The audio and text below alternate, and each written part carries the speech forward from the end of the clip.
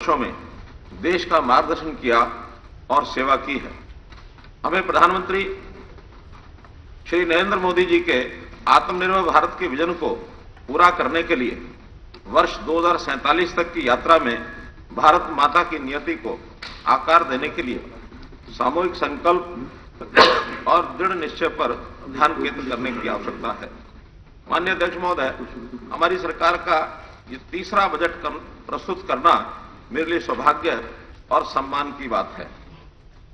देश गत 2 वर्षों में चुनौतीपूर्ण दौर से गुजरा है। हमने मार्च 2021 से लगभग 4 माह तक कोविड-19 की दूसरी लहर का सामना किया। हमारे स्वास्थ्य बुनियादी ढांचे का इसकी सीमा तक विस्तार किया गया। इस महामारी में लोगों की जान चली गई और दूसरी लहर का गहरा आर्थिक प्रभाव भी अनुभव किया गया। परंतु एक कहावत है, कठिन परिस्थिति में व्यक्ति और भी मजबूत हो जाता है। हमने इस अप्रत्याशित चुनौती से निपटने के लिए अपने स्वास्थ्य बुनियादी ढांचे, ऑक्सीजन उपलब्धता और दवा की आपूर्ति को सुदृढ़ बनाया। सरकार और नागरिक हम दोनों ही एक दूसरे का संबल बने। माननीय प्रधानमंत्री श्री नरेंद्र मोदी जी के प्रेरणास्पद नेतृत्व में देश ने इस महामारी से लड़ने के लिए एक सक्रिय और जांची परखी अनुक्रिया को अपनाया है।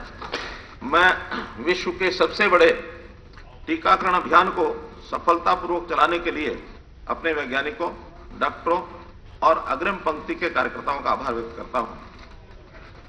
माननीय अध्यक्ष महोदय, हरियाणा ने कोविड की दूसरी लहर से निपटने के लिए रणनीतिक हस्तक्षेप किए और ओमिक्रॉन वेरिएंट से आई तीसरी लहर से निपटने हेतु भी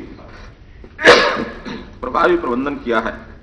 सरकार ने सभी विशेषकर कमजोर वर्गों को भोजन और अन्य आवश्यक वस्तुओं की निर्बाध आपूर्ति के साथ बुनियादी रसद का कुशलतापूर्वक प्रबंधन किया। सरकार ने बुनियादी सुविधाओं यानी क्वारंटाइन सुविधाओं, परीक्षण सुविधाओं और सुरक्षात्मक उपकरणों आदि की पर्याप्त उपलब्धता सुनिश्चित की।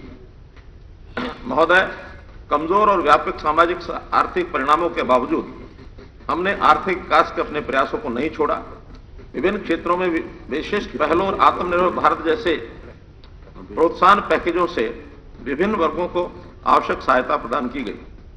भारत सरकार ने अर्थव्यवस्था को त्वरित आर्थिक विकास पथ पर लाने के लिए कई पहल की है, जिन्हें राज्य ने अपनाया और उनका अनुसरण किया है। केंद्र सरकार ने अमृत काल में अगले 25 वर्षों में सतत विकास सुनिश्चित करने के लिए समावेशी विकास, उत्पादकता वृद्धि, ऊर्जा परिवर्तन और जलवायु क्रियाशीलता के 4 स्तंभों तथा निजी एवं सार्वजनिक निवेश को प्रोत्साहन देकर देश को विकास पथ पर निरंतर गतिमान रखने का संकल्प लिया है। अपने पिछले बजट में सरकार ने एक स्पंदनशील, पुनरुत्थानशील हरियाणा के लिए 4 प्रमुख रणनीतियों पर आधारित एक विजन पेश किया था, जिसमें प्रमुख क्षेत्रों को प्राथमिकता देना, मध्यावधि व्यय ढांचा, रिसर्च फंड का सृजन, परिणामोन्मुखी विकास और कार्यान्वयन पर ध्यान केंद्रित करना शामिल है। मैं इस अवसर पर इस सम्मानित सदन को अवगत कराना चाहता हूं कि तदनुसार सरकार ने गत 1 वर्ष में अनेक नीतिगत उपाय किए हैं। हमने स्वास्थ्य, शिक्षा और कृषि क्षेत्रों को प्राथमिकता दी। आधारभूत संरचना को बढ़ावा देने के लिए 8,585 करोड़ रुपए का एक आरक्षित कोष सृजित किया। सभी विभागों के लिए आउटपुट आउटकम फ्रेमवर्क लागू किया। परिवार पहचान पत्र शुरू किया। औद्योगिकी का लाभ उठाया तथा कार्यान्वयन और सेवा प्रदायगी में सुधार करने हेतु कई उपाय किए। मुख्यमंत्री, 1 मिनट जरा मैं एक सूचना। माननीय सदस्यगण, आज सदन में श्री सुभाष बराला पूर्व विधायक विशिष्ट दीर्घा में उपस्थित हैं। यह सदन उनका स्वागत करता है।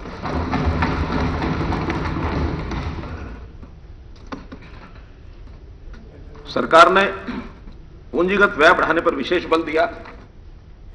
ग्रामीण क्षेत्रों में शुरू की गई पूंजीगत व्यय परियोजनाओं में कई गुना वृद्धि हुई। इस तथ्य में परिलक्षित होता है कि वर्ष 2014 में नाबार्ड वित्त पोषित परियोजनाओं में संवितरण 4 गुना हो गया है। हमने हरियाणा ऑर्बिटल रेल कॉरिडोर जैसी महत्वपूर्ण परियोजनाओं के बहुपक्षीय वित्त पोषण तक पहुंच बनाई है। दिल्ली से पानीपत और करनाल तथा दिल्ली से हरियाणा सीमा शाहजहांपुर नीमराणा बहरोड तक rapid rail transit system, high speed rail जैसी महत्वपूर्ण परियोजनाएं शुरू की। गन्नौर में भारत अंतर्राष्ट्रीय बागवानी मंडी पर पुनः कार्य शुरू किया गया। चिकित्सा बुनियादी ढांचे में व्यापार विस्तार हुआ। बड़े पैमाने पर प्रमुख सिंचाई और सूक्ष्म सिंचाई परियोजनाएं शुरू की। हमने 5,569 गांवों में 24 घंटे बिजली आपूर्ति सुनिश्चित की। माननीय अध्यक्ष महोदय, गत 2 वर्षों की परंपरा के अनुसार मैंने हरियाणा में सभी माननीय सदस्यों, माननीय सांसदों, इस सदन के माननीय सदस्यों से बजट के लिए अपने बहुमूल्य सुझाव देने का अनुरोध किया था, जिन्हें समुचित रूप से बजट प्रस्ताव में शामिल किया गया है। सामाजिक आर्थिक परिदृश्य के विभिन्न वर्गों जैसे कृषि, उद्योग, विनिर्माण सेवा और रियल एस्टेट, शिक्षा और स्वास्थ्य क्षेत्र के 470 हितधारकों के साथ भी परामर्श किया, ताकि अर्थव्यवस्था में उनके अनुभव और योगदान के आधार पर उनके सुझाव शामिल किए जा सके। पोस्ट कोविड अर्थव्यवस्था का पुनर्स्थापन। हरियाणा ने कोविड-19 महामारी में उत्पन्न आर्थिक संकट से निपटने के लिए विवेकपूर्ण वित्तीय उपाय किए। सरकार में राजस्व में कमी के बावजूद अर्थव्यवस्था में सकल मांग को बढ़ाने के लिए पूंजीगत अवरचना, निवेश समेत अपने व्यय को लक्षित किया। कुल मिलाकर अर्थव्यवस्था की बहाली हेतु इस प्रकार के विस्तारित प्रतिचक्रीय राजकोषीय उपाय हमारी सरकार का प्रमुख केंद्र बिंदु रहे। माननीय प्रधानमंत्री जी ने भारत की अर्थव्यवस्था को $5 ट्रिलियन तक पहुंचाने का लक्ष्य निर्धारित किया है। मैं इस बजट को राष्ट्रीय अर्थव्यवस्था में हरियाणा के 3.4% के वर्तमान योगदान को 4% करके उनके इस लक्ष्य को प्राप्त करने हेतु भारत की विकास यात्रा में अग्रणी बनने का अवसर के रूप में देख रहा हूं। हरियाणा में व्यापक आर्थिक विकास का रुझान। 2014-21 की अवधि के दौरान हरियाणा का सकल राज्य घरेलू उत्पाद 6.47% की संयोजित वार्षिक दर से बढ़ा है। 14-15 के 3,70,535 करोड़ रुपए से बढ़कर 21-22 में जीएसडीपी 5,88,771 करोड़ रुपए हो गया। दूसरी वर्षीय अवधि के दौरान अखिल भारतीय वास्तविक सकल घरेलू उत्पाद में 4.63% की औसत वार्षिक चक्रवृद्धि विकास दर दर्ज की गई। अखिल भारतीय सकल घरेलू उत्पाद में हरियाणा के जीएसडीपी का हिस्सा उल्लेखनीय रूप से बढ़ा है। वर्ष 21-22 में अपने वास्तविक जीएसडीपी में गत वर्ष की तुलना में 9.8% की वृद्धि की है। विनिर्माण क्षेत्र में निरंतर बल देने के परिणाम स्वरूप वर्तमान मूल्यों में कुल जीएसवीए में द्वितीय क्षेत्र की हिस्सेदारी 21-22 में बढ़कर 33.2% हो गई है। वित्त वर्ष 21-22 में उत्साहजनक रूप से जीएसवीए में तृतीय क्षेत्र की हिस्सेदारी 48.6%, जबकि प्राथमिक क्षेत्र की हिस्सेदारी 18.2% रही। राज्य की अर्थव्यवस्था ने गत वर्ष की तुलना में वर्ष 21-22 में प्राथमिक, द्वितीय और तृतीय क्षेत्रों में वर्तमान मूल्यों पर क्रमशः 6.7%, 25.3% और 16.5% तक सुधार किया है। द्वितीय क्षेत्र में विनिर्माण, निर्माण क्षेत्र प्रमुख योगदान के रूप में उभरे हैं। इसके अलावा यह बताना भी महत्वपूर्ण है कि विनिर्माण क्षेत्र की हिस्सेदारी वर्ष 11-12 में 61.61% से धीरे धीरे बढ़कर वर्ष 21-22 में 69.33% हो गई, जो हरियाणा द्वारा औद्योगिक क्षेत्र में तेजी से की गई प्रगति को दर्शाता है। वर्ष 22-23। माननीय अध्यक्ष महोदय, मैं 2022-23 के लिए 1,77,255.99 करोड़ रुपए के बजट का प्रस्ताव कर रहा हूं, जो संशोधित अनुमान 21-22 के 1,53,354.44 करोड़ रुपए से 15.6% की वृद्धि है। इस बजट परिव्यय में 61,057.36 करोड़ रुपए का पूंजीगत व्यय और 1,16,198.63 करोड़ रुपए का राजस्व व्यय शामिल है, जो क्रमशः 34.4% और 65.6% है। पिछले कुछ वर्षों से कुल व्यय में पूंजीगत व्यय का हिस्सा बढ़ा है, जबकि राजस्व व्यय के हिस्से में कमी आई है। बजट अनुमान 22-23 में कुल राजस्व प्राप्तियां 1,06,424.70 करोड़ रुपए पर प्रक्षेपित है, जिनमें 73,727.50 करोड़ रुपए का कर राजस्व, 12,205.36 करोड़ रुपए का गैर कर राजस्व, 8,925.98 करोड़ रुपए का केंद्रीय करों का हिस्सा और 11,565.86 करोड़ रुपए का सहायता अनुदान शामिल है। इसके अतिरिक्त पूंजीगत प्राप्तियां 5,393.89 करोड़ रुपए प्रक्षेपित है। मैंने इस वर्ष के बजट आवंटन का भी सतत विकास लक्ष्यों यानी एसडीजी के साथ जोड़ा है। माननीय अध्यक्ष महोदय, 1,70,255.99 करोड़ रुपए के कुल बजट में से राज्य में कार्यान्वित की जा रही एसडीजी से संबंधित योजनाओं के लिए 1,14,444.77 करोड़ रुपए का आवंटित किए गए हैं, जिसका विवरण एक अलग दस्तावेज में दिया गया है।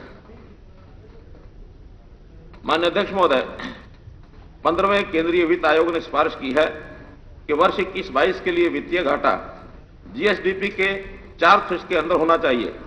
विवेकपूर्ण वित्तीय प्रबंधन से कोविड-19 महामारी से उत्पन्न संकट के बावजूद हम बाजार की उधारी को लगभग 40,872 करोड़ रुपए की अनुमानित सीमा के समक्ष लगभग 30,820 करोड़ रुपए तक सीमित रखने में सक्षम रहे, जो परिणाम स्वरूप संशोधित अनुमान 21-22 में राजकोषीय घाटा जीएसडीपी का 2.99% रहने का अनुमान है। आगामी वित्त वर्ष 22-23 के लिए भी राजकोषीय घाटा 22-23 के बजट अनुमानों के अनुसार जीएसडीपी के 2.98% पर रहने का अनुमान है, जो 15वें वित्त आयोग द्वारा निर्धारित 3.5% की सीमा के अंदर है। अन्य अध्यक्ष महोदय, उत्तरोत्तर केंद्रीय वित्त आयोगों द्वारा अनुशंसित राजकोषीय रोड मैप के अनुसार मजबूत वित्तीय प्रबंधन, राज्य के वित्त की अच्छी स्थिति बनाए रखने में क्रम से हमारी सरकार राजस्व घाटे में गिरावट की प्रवृत्ति को बनाए रखने में सफल रही है। वर्तमान वित्त वर्ष के लिए राजस्व घाटा संशोधित अनुमानों के अनुसार 1.4% पर बना हुआ है। बजट अनुमान 22-23 में जीएसडीपी के 0.98% तक और कम होने का अनुमान है। वर्ष 21-22 संशोधित अनुमान के लिए ऋण जीएसडीपी अनुमान को 24.98% रखकर कुल ऋण स्टॉक को सफलतापूर्वक नियंत्रित किया गया है, जबकि 15वें वित्त आयोग द्वारा 32.6% की सीमा निर्धारित की गई है। आगामी वित्त वर्ष के लिए भी ऋण स्टॉक 15वें वित्त आयोग द्वारा अनुशंसित जीएसडीपी के 33.3% की निर्धारित सीमा से काफी कम रहने की संभावना है। ये जीएसडीपी का 24.52% बजट अनुमान 22-23 है। माननीय अध्यक्ष महोदय, पूंजीगत परिसंपत्तियों पर बजटीय व्यय के अलावा हमारे सार्वजनिक क्षेत्र के उपक्रम भी राज्य में पूंजी बुनियादी ढांचे के निर्माण और सुदृढ़ीकरण के लिए पर्याप्त पूंजी निवेश कर रहे हैं। राज्य के प्रमुख सार्वजनिक उपक्रमों द्वारा 5,327 करोड़ रुपए के पूंजी निवेश की संभावना है। इसलिए वित्त वर्ष 22-23 में संचयी पूंजी निवेश 66,384.92 करोड़ रुपए होने का अनुमान है। हमारी सरकार ने राज्य के सार्वजनिक क्षेत्र के उपक्रमों की वित्तीय स्थिति में सुधार के लिए ठोस प्रयास किए हैं। परिणाम स्वरूप लाभ वाले सार्वजनिक उपक्रमों की संख्या में वृद्धि हुई है और 5 वर्ष की अवधि में उनका संचयी लाभ मार्जिन 562.88 करोड़ रुपए से लगभग 3 गुना बढ़कर 1393.09 करोड़ रुपया हो गया है। एचएसआईडीसी, एचएसवीपी, एचएसएमबी जैसे राज्य के कुछ सार्वजनिक क्षेत्र के उपक्रम सार्वजनिक बुनियादी ढांचा और सुविधाएं प्रदान करते हैं। सरकार ऐसे सार्वजनिक उपक्रमों द्वारा प्रदान की जाने वाली सड़क, जलापूर्ति, जल निकासी जैसी सार्वजनिक सुविधाओं के रखरखाव के लिए उनके द्वारा 2,000 करोड़ रुपए की राशि खर्च करना सुनिश्चित करेगी। माननीय अध्यक्ष महोदय, हमारी सरकार वित्तीय समेकन को ध्यान में रखते हुए विवेकपूर्ण वित्तीय प्रबंधन और प्रमुख विकास प्राथमिकताओं को पूरा करने के दोहरे उद्देश्यों को गति देने के लिए प्रतिबद्ध है। पैरा 25, वित्तीय क्षेत्र को खोलने हेतु राजकोषीय समेकन विभिन्न क्षेत्रों में आर्थिक संभावनाओं के द्वार खोलकर भी प्राप्त किया जा सकता है। हालांकि ऐसी रणनीतियों के लिए विकास को गति देने वाली विस्तारित नीतियां अपेक्षित हैं। ये महत्वपूर्ण है कि प्रति उत्पादक राजकोषीय अपव्यय से बचने के लिए उन्हें उचित रूप से लक्षित किया जाए। इसके लिए सरकार का 3 समर्पित कोष स्थापित करने का प्रस्ताव है। पहला, हरित विकास उद्देश्यों को प्राप्त करने हेतु जलवायु एवं सतत विकास कोष। दूसरा, निर्णय निर्धारण, निवेश और विकास को बढ़ाने हेतु विज्ञान और छात्रवृत्ति को जोड़ने के लिए विश्वविद्यालयों, अन्य शैक्षणिक संस्थानों तथा सार्वजनिक और निजी क्षेत्रों के आर्थिक उद्यमों में वैज्ञानिक गतिविधि और छात्रवृत्ति को प्रोत्साहित करने के लिए अनुसंधान एवं नवाचार कोष। तीसरा, उद्यमिता को बढ़ावा देने और विकासशील बाजार से जोड़ने के साथ साथ वित्तीय सहायता देकर स्टार्टअप स्थापित करने में युवाओं की सहायता हेतु उद्यम पूंजी कोष। बजटीय प्रक्रियाओं में सुधार। माननीय अध्यक्ष महोदय, जैसा कि जानते हैं, हम गत वर्षों से निरंतर बजट प्रक्रिया में मूलभूत सुधार कर रहे हैं। हमने पहले प्रदर्शन से जुड़े परिव्यय तंत्र की शुरुआत की थी ताकि आवंटनों को उनकी कार्यान्वयन क्षमता में सुधार को प्रोत्साहित करने के लिए विभागों को प्रदर्शन और समावेश क्षमता से जोड़ा जा सके। गत वर्ष हमने कार्यान्वयन पर ध्यान केंद्रित करने के लिए लगभग 132 योजनाओं को युक्ति संगत बनाया है। हमने ये मानते हुए कि आमतौर पर ऐसी परियोजनाओं को मध्यम अवधि की आवश्यकता होती है, पूंजीगत परिसंपत्तियों पर खर्च को बढ़ाने के लिए मध्यम अवधि व्यय कोष की भी शुरुआत की है। हमने अपने विकासात्मक आवंटनों को सतत विकास लक्ष्यों के साथ संरक्षित करने और विधानसभा में बजटीय आवंटनों से संबंधित आउटपुट आउटकम परिणाम रिपोर्ट प्रस्तुत करने की पहल की है ताकि वांछित विकास लक्ष्यों की प्राप्ति सुनिश्चित करने के हमारे संकल्प को पूरा किया जा सके। इन सुधारों को निरंतरता में इस माननीय सदन को बताते हुए मुझे हर्ष हो रहा है कि बजट की प्रक्रिया में मुख्य परिवर्तन किए हैं। परिणाम स्वरूप हमने 47 मौजूदा बजटीय अनुदान मांगों को 20 बजटीय मांगों में समेकित किया है। इसके लिए हमने इन मांगों को 8 विषयगत क्षेत्रों में बांटा है। इस प्रक्रिया से कार्यान्वयन में सरलता, अंतर्विभागीय समन्वय में सुधार करने और विकासात्मक परिणामों तथा सतत विकास लक्ष्यों को प्राप्त करने पर अधिक ध्यान केंद्रित करने में मदद मिलेगी। स्पष्टता के लिए हमने आवंटनों को विभागवार मौजूदा और प्रस्तावित मांग संख्या को स्पष्ट रूप से दर्शाते हुए अलग अलग दस्तावेजों में प्रस्तुत किया है। दूसरे, हमने राज्य के बजट के माध्यम से आवंटित निधियों वाले पूंजीगत परिसंपत्तियों के सृजन, विशेषकर स्थानीय निकायों और विश्वविद्यालय जैसे स्वायत्त संगठनों द्वारा संपत्ति कर व्यय के लिए लेखांकन प्रणाली में भी सुधार किया है। इससे सहायक परिसंपत्ति रजिस्टरों के रखरखाव में सुविधा होगी और हमें इन परिसंपत्तियों के रखरखाव के लिए निरंतर आधार पर धनराशि उपलब्ध कराने में मदद मिलेगी और इससे स्थानीय निकाय और स्वायत्त संस्थाओं में बेहतर वित्तीय अनुशासन को भी बढ़ावा मिलेगा। वित्तीय सेवाएं। सरकार ने विभिन्न सरकारी संस्थाओं को पोर्टफोलियो प्रबंधन और कम लागत वाली कार्यशील पूंजी आवश्यकताओं के लिए कई तरह की सेवाएं प्रदान करने हेतु एक गैर बैंकिंग वित्त कंपनी के रूप में हरियाणा फाइनेंशियल सर्विसेज लिमिटेड की स्थापना की है। यह कंपनी स्पेशल पर्पज व्हीकल और अन्य ऐसी संस्थाओं को Haryana orbital rail corridor, Delhi Karnal, Delhi SNB भाग तथा गुरुग्राम से मेट्रो कनेक्टिविटी के विस्तार जैसी प्रमुख बुनियादी ढांचे के निवेश की सुविधा के लिए ग्रीन लोन और बॉन्ड के माध्यम से संसाधन जुटाने की प्रक्रिया में है। हरियाणा के विकास का वज्र डायमंड मॉडल। हमारी सरकार आर्थिक विकास को बढ़ाने के लिए रणनीतिक हस्तक्षेप कर रही है और परिणाम सामने हैं। हमारा विजन है कि हम माननीय प्रधानमंत्री जी द्वारा निर्धारित $5 ट्रिलियन के सकल घरेलू उत्पाद तक पहुंचने के राष्ट्रीय आर्थिक लक्ष्य में महत्वपूर्ण योगदान दें। इस दिशा में मुझे पता है हमें न केवल राष्ट्रीय अर्थव्यवस्था में अपना हिस्सा बनाए रखना है बल्कि इसे बढ़ाने की भी जरूरत है। इस उद्देश्य की प्राप्ति हेतु हमने महत्वपूर्ण विकासात्मक शक्तियों की पहचान की है जो हरियाणा को प्रतिस्पर्धात्मक लाभ प्रदान करते हैं, जो कि हमारे रणनीतिक आर्थिक विजन के प्रमुख घटक हैं। यह बजट हरियाणा के विकास को वज्र मॉडल को सुस्पष्ट करता है, जिसमें मैंने और अधिक आर्थिक विकास तथा मानव विकास, नागरिकों के जीवन की सुगमता, गरीबों के उत्थान और उत्पादकता बढ़ाने के लिए 5 विकासात्मक शक्तियों की परिकल्पना की है। ये 5 शक्तियां इस प्रकार हैं। समर्थ हरियाणा, सूचना प्रौद्योगिकी का उपयोग कर संरचनात्मक और संस्थागत सुधार। माननीय अध्यक्ष महोदय, कोविड-19 महामारी से स्थायी महत्व का सबक ये रहा कि हमें लोगों को सेवाओं की प्रभावी, लक्षित और कुशल प्रदायगी के लिए इंफ्रास्ट्रक्चरल सुधारों को आगे बढ़ाने वाली आधुनिक और उन्नत तकनीक अपनाने की आवश्यकता है। इस दिशा में सरकार ने परिवार पहचान पत्र के रूप में प्रौद्योगिकी संचालित अनूठी पहल की है। परिवार पहचान पत्र सरकारी योजनाओं, सेवाओं, सब्सिडी और लाभों की सक्रिय अदायगी के लिए अद्वितीय और विश्वसनीय डेटाबेस तैयार करेगा।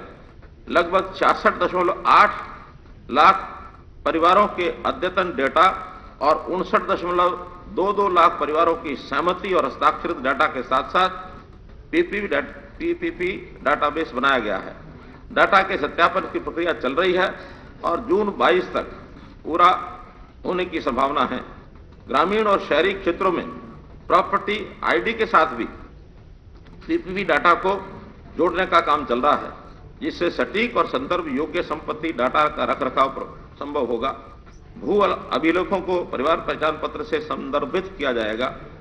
इससे संदर्भ योग्य, सटीक और विश्वसनीय रिकॉर्ड संभव होगा, जिसके आधार पर किसानों को आसानी से सेवाएं उपलब्ध करवाई जा सकेंगी। ये लार्ज स्केल मैपिंग स्वामित्व परियोजना के कारण संभव हुआ है, जिसके तहत राज्य में 1-1 इंच भूमि की ड्रोन से पैमाइश की जा रही है। हम जाति प्रमाण पत्र, आय प्रमाण पत्र जारी करने, सामाजिक सुरक्षा पेंशन और मुख्यमंत्री विवाह शगुन योजना के तहत बेटियों की शादी पर सरकार द्वारा प्रदान की जा रही सहायता के संबंध में सेवाओं की सक्रिय प्रदायगी का विस्तार करना चाहते हैं।